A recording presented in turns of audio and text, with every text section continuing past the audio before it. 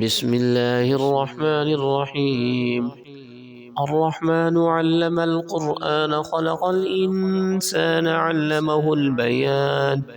الشمس والقمر بحسبان، والنجم والشجر يسجدان، والسماء رفعها ووضع الميزان ألا تطغوا في الميزان وأقيموا الوزن بالقسط ولا تخسروا الميزان.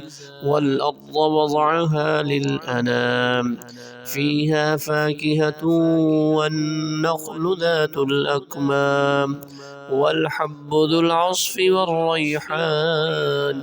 فبأي آلاء ربكما تكذبان؟ خلق الإنسان من صلصال كالفخار، وخلق الجن من مارج من نار. فبأي آلاء ربكما تكذبان؟ رب المشرقين ورب المغربين، فبأي آلاء ربكما تكذبان؟ مرج البحرين يلتقيان بينهما برزخ لا يبغيان. فبأي آلاء ربكما تكذبان؟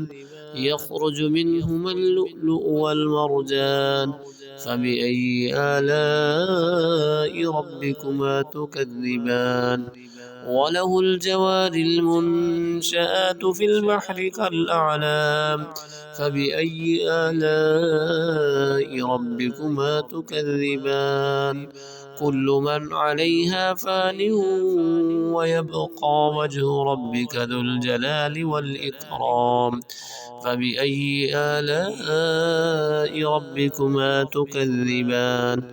يسأله من في السماوات والأرض كل يوم هو في شأن.